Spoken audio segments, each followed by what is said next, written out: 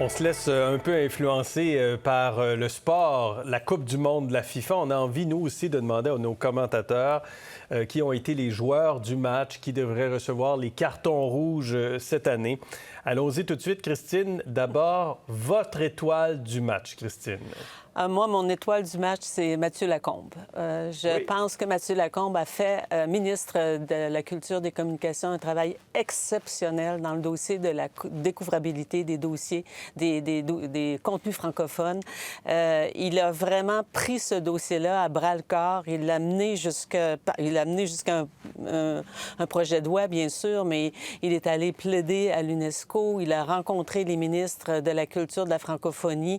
Il a mis en place, mis sur pied un comité d'experts qui a livré 2 rapports sur la question de la découvrabilité. Alors, moi, je lui donne là, vraiment toutes les étoiles parce qu'il a fait un excellent travail dans ce dossier-là. Je ne dis pas que c'est la même chose pour tous ces dossiers, mais ce dossier-là en particulier. Et j'espère que la personne qui va prendre le relais va continuer le travail qu'il a amorcé parce que c'est un travail majeur, important et profond. M. Lacombe, donc, qui ne se représente pas à la prochaine élection, qu'il a annoncé cette semaine. Vous avez une mention spéciale également, Christine? Bien, Monsef Deragy, parce que Monsef Deragy, sur le dossier de santé numérique, a été celui qui a talonné le gouvernement sur la mise en place de ce dossier-là. Et il est très bon, très, très, très efficace en Chambre.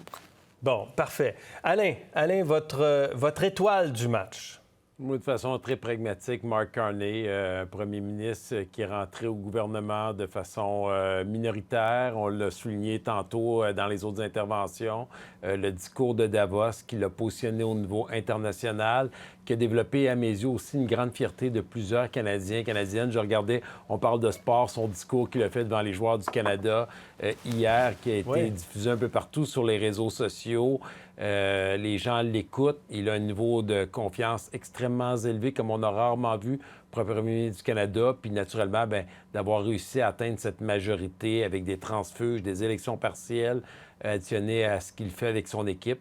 Moi, je pense qu'il mérite l'étoile du match de cette mi-saison. Avec une mention spéciale à...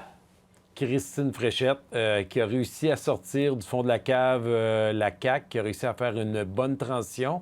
Tout n'est pas gagné pour elle, mais je pense qu'il faut le souligner. Il n'y a pas grand monde, en tout cas moi, je suis obligé de faire mon mea culpa, qui aurait pensé que la CAQ pourrait remonter dans les sondages et même survivre à l'hécatombe des derniers mois là, de François Legault et de son équipe. L'étoile du match d'Antonine. Antonine.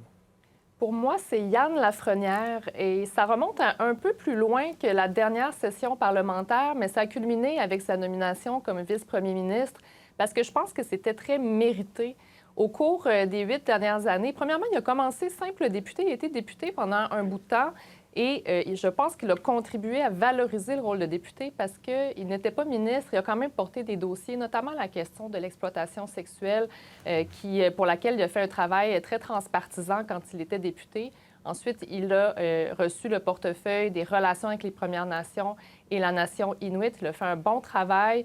C'est pas un dossier facile, là, les relations avec les Premières Nations. C'est rare qu'on reçoit beaucoup de félicitations. Je pense qu'on ne peut pas nommer beaucoup de controverses qui ont suivi M. Lafrenière. Et ensuite, dans le dossier de la sécurité publique, cette stratégie, ce programme de lutte contre la criminalité qui a un grand volet de prévention, notamment auprès des jeunes, je pense que c'est un très bon coup. Ça n'a pas fait énormément là, les nouvelles, mais c'est quelque chose qui est extrêmement important. Les groupes criminalisés qui recrutent les jeunes de plus en plus jeunes, c'est un enjeu important. Et la fin de session, avec l'adoption de la loi Gabi-Renaud, c'est un travail transpartisan. Je salue d'ailleurs le travail de QS aussi qui a porté cet enjeu-là contre vents et marées. Mais l'attitude du ministre est importante pour réussir à avoir des dossiers transpartisans. Absolument. Je pense qu'il l'a fait avec brio. Et on sent une bonne chimie avec Mme Fréchette. On sent qu'ils forment un bon duo. Carton rouge, qui signifie l'expulsion d'un joueur au soccer. Carton rouge à qui, Antonine? Bien, peut-être qu'il est jaune. Là. Je trouve ça sévère là, d'expulser un joueur. Ça veut dire ce que ça veut dire.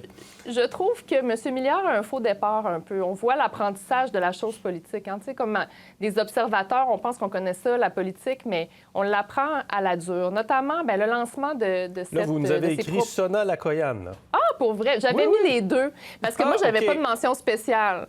Je termine sur M. Milliard, mais je trouve qu'il est allé sur le terrain de la langue avec pas énormément de choses très costaudes. C'est comme s'il voulait absolument avoir raison, mais finalement, c'est pas le dossier sur lequel on est le plus fort du côté du Parti libéral. Je pense qu'il aurait dû utiliser cet espace-là pour parler d'économie en toute stratégie politique. Oui. Et cette histoire de mise en demeure avec le PQ, ça a vraiment donné quelque chose qui a eu l'air d'un ballon qui s'est dégonflé. Jaune-orange comme carton, on va dire, c'est ça? Carton orange. Puis pour M. Milliard. Sona Laoyan?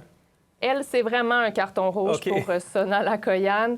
De l'obstruction pendant l'enquête de la commissaire à l'éthique qui s'intéressait à la question du financement pendant la campagne de Pablo Rodriguez. Elle a dit à des employés, voici ce que vous devez dire à la commissaire à l'éthique notamment. Donc ça, c'est vraiment le genre de comportement qui entache toute la profession et qui augmente le cynisme dans la population. Je pense qu'il faut dénoncer ces comportements. Alain, carton rouge à...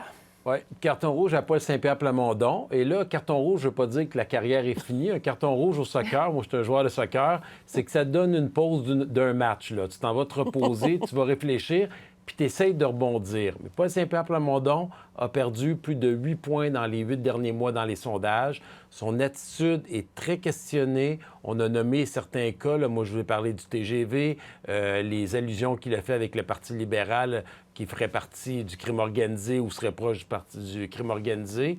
Je pense qu'il devrait prendre un petit moment de réflexion pendant ce match de pause.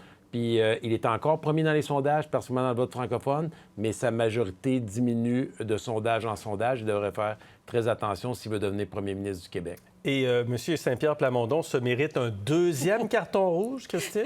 Oui, alors on ne s'est pas parlé, Alain et moi, mais moi aussi, c'est une suspension temporaire. Là. Alors, c'est vraiment son attitude, ses déclarations qui se multiplient, ces déclarations maladroites. Il se met bien des gens à dos. Et ce n'est pas le style qu'il avait au départ, et c'est ça qui est malheureux. Alors moi, ce que je lui dirais, va réfléchir là, dans le coin, puis reviens au style que tu avais auparavant, parce que je pense que c'est ça qui lui convient le mieux et qui reflète peut-être mieux la personnalité qu'on veut voir. Et ces déclarations-là maladroites, vraiment, il devrait réflechir et mettre ça là, à la poubelle puis se dire maintenant, je vais agir autrement puis je vais m'y prendre autrement pour séduire la population. Et il veut être premier ministre du Québec, alors il faut qu'il change. Que surveillez-vous cet été? Je veux une réponse courte. Un mot, en fait. C'est quoi l'enjeu à surveiller cet été, Antonine? Moi, je vais surveiller la projection de sièges parce que chaque petit point de sondage, chaque gaffe a tellement des impacts énormes. Il y a beaucoup de courses à 3. Donc, je vais avoir les yeux rivés sur le site Québec 125. Sondage, c'est votre mot. Alain? Moi, ça va être les nominations des candidats-candidates. Je pense que ça va jouer beaucoup. Les chefs prennent beaucoup de place, mais l'équipe autour des chefs, particulièrement avec des nouveaux chefs dans les différents partis politiques, va être extrêmement importante. Christine? Oui, j'avais une liste très longue, mais moi aussi, c'est vraiment la préparation de la campagne électorale, les candidatures, comment on s'organise, qu'est-ce qui va se passer. Ça va évidemment nous retenir notre attention tout l'été. Est-ce qu'on va passer, encore une fois, une bonne partie de l'été puis de la campagne électorale pour une troisième campagne de suite dans la région de Québec à parler du troisième lien, vous pensez, Christine? Oh, bien, Mme Fréchette a quand même dit qu'elle lançait des appels d'intention, je pense. Elle a même ouvert la porte sur quelque chose dont elle n'avait pas parlé auparavant, c'est-à-dire un péage. Je pense que là, il y a des gens qui vont regarder qu'est-ce qu'elle a l'intention de faire. Puis il y a l'aspect patrimonial aussi du troisième lien à l'Est. Là, il y a des voix qui commencent à s'élever en disant un instant, là, un pont qui va venir défigurer ce paysage patrimonial. Je ne suis pas certaine que ça va plaire à bien des gens de la région. Mais on va en parler du troisième lien, Anthony, non? Oui, je pense que c'est inévitable. Oui, c'est inévitable. Puis si Mme Fréchette ne veut plus en parler, Éric Duhem va en parler du troisième lien, vous pouvez être certain. Et pour M. Milliard aussi, c'est un peu inconfortable, parce que lui, il est quand même favorable relativement au troisième lien. Oui? Oui, il n'est pas contre, un peu comme ma position personnelle, mais je pense qu'il y a certains candidats qu'il présente dans la région qui étaient un petit peu plus fermement contre. Ça va faire des belles discussions. On attend toujours... Alain, vous alliez ajouter? Oui, je veux dire, bien, on va parler peut-être un peu moins du tramway grâce à l'entente qu'a réussi à signer la CAQ avec le gouvernement fédéral. Et on attend toujours aussi une décision de la Cour suprême sur la loi 21, Alain. C'est une décision qui pourrait peut-être tomber avant les élections, qui pourrait avoir un impact sur les élections au Québec, vous pensez? Oui, tout à fait. Le juge en chef a souligné que ça pouvait tomber avant. Donc, je pense que ça tombe avant, ça va faire en sorte que tout le monde va devoir se positionner, qu'est-ce qu'il compte faire pour la suite des choses. Si ça vient après, je ne suis pas si convaincu que ça va devenir un enjeu de la campagne électorale. Je pense qu'il y a beaucoup d'autres choses que les gens vont vouloir qu'on se préoccupe dans les choix des sujets qui vont être mis de l'avant. Et j'ajoute l'ASEUM quand même, l'accord Canada, États-Unis, Mexique, la révision. Il y aura sans doute des soubresauts encore au cours de l'été. Je vous remercie, Antonine, Alain et Christine. Merci beaucoup d'avoir participé à cette autre belle saison de Zone Info avec vos commentaires, vos réflexions. On va se retrouver à la rentrée à partir du 17 août. Merci à vous trois. Au revoir. Bonne journée. Bon été. Bon été.